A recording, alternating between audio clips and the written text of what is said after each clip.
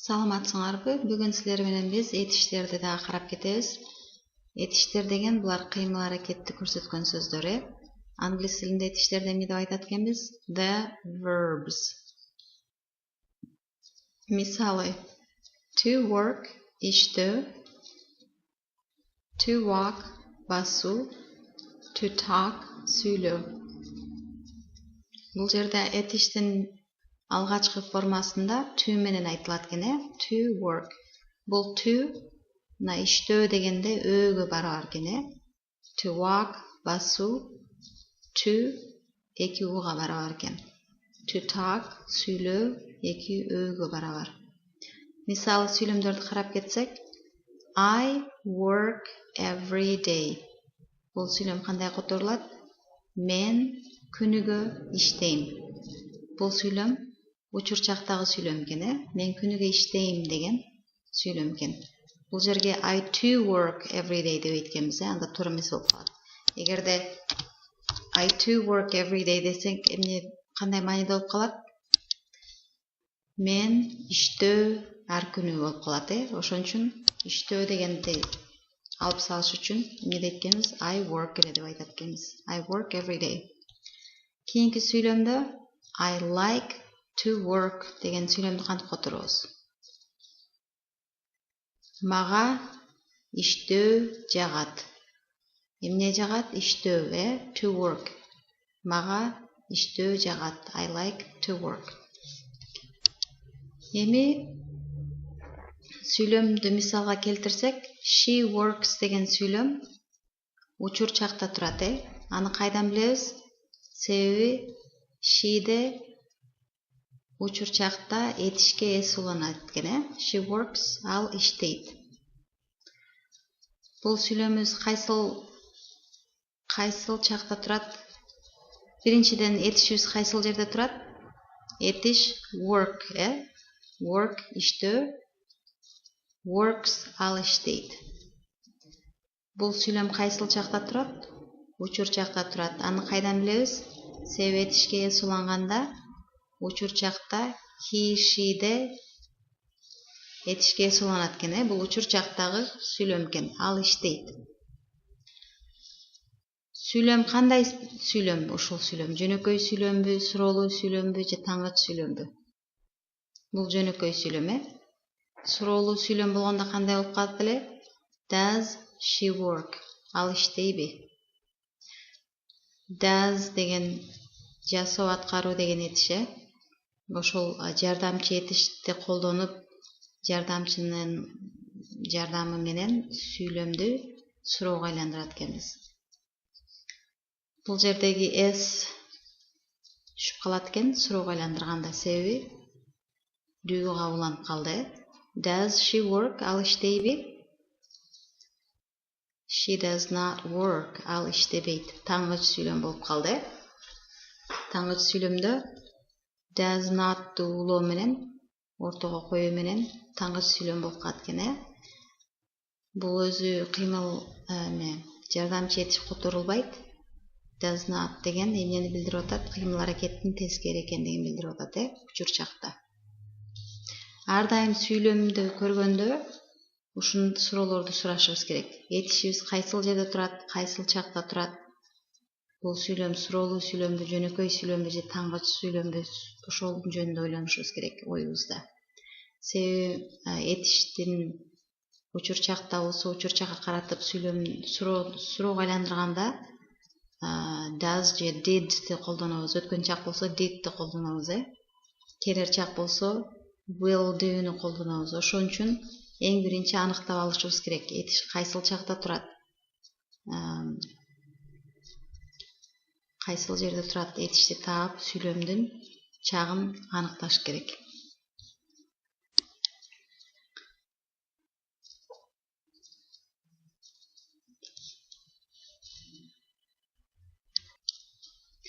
Ал эми жөнөкөй учурчакты англисче эмне деп айтабыз?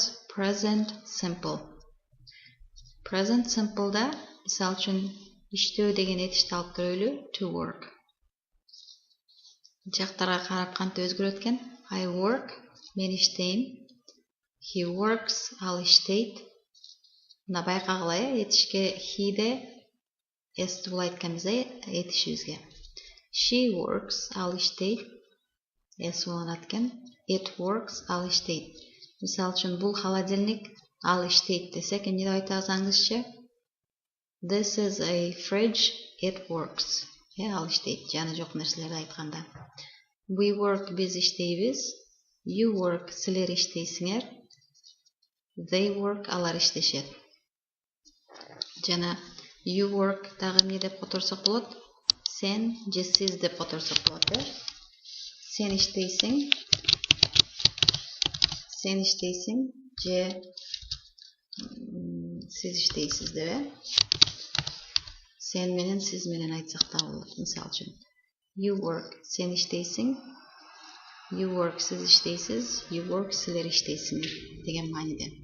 Англис тилинде эң жакшы жери, мына байкасаңар work деген эки жолу эле өзгөрүп атат, Мына жерде work жана works болуп эле эки түрү. А кыргыз тилинде мен иштеймин, иштейт, иштейбиз, иштейсиңер, иштешет деп ар түрдүү болуп өзгөрүп атат, Англис тилинде этишибиз андай көп өзгөрө бербейт экен. Бир гана he, she, it'те учурчакта этишке s уланат экен,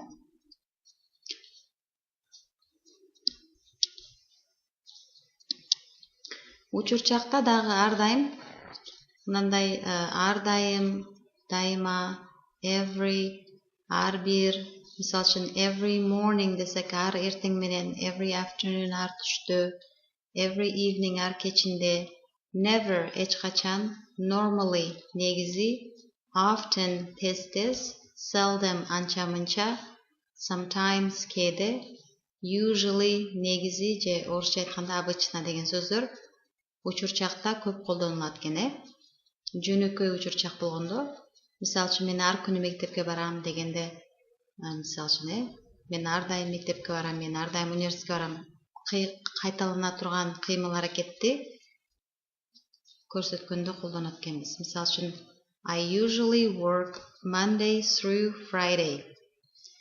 Мен негизи качандан баштап, биринчи күндөн 5-чи күнгө чейин ошонун арасында иштейм дейт. Work, иштейм. Демек бул кайталануучу кыймыл аракетти көрсөтөт экен. We always meet at 5. Биз ар дайым саат 5-те жолугабыз. I cook breakfast every morning. Мен эмне кылам дейт? Эртең мененки тамакты ар күнү эртең менен бышырам дейт. Cook.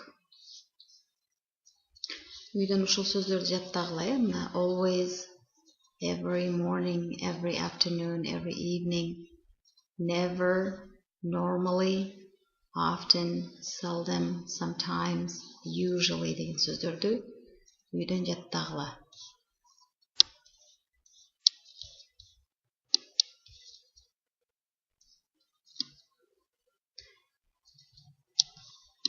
Эми мына сүйлөмдөрдү кантип суроого айландырабыз? I work, мен иштеймин.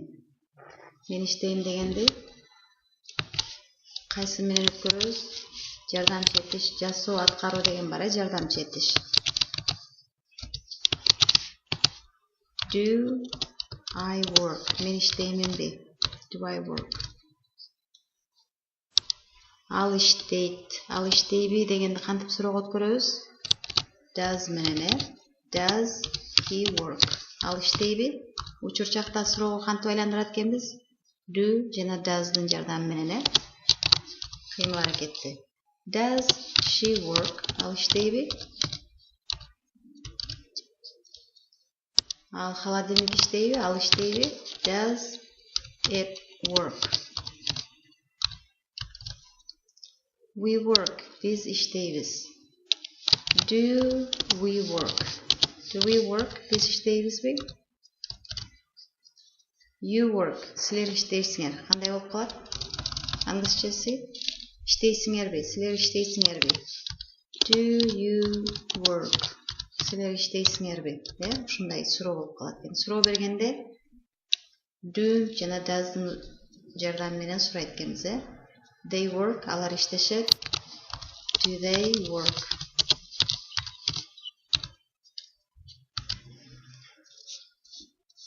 үйдөн тапшырма жаңы сөздөрдү жаттагыла жана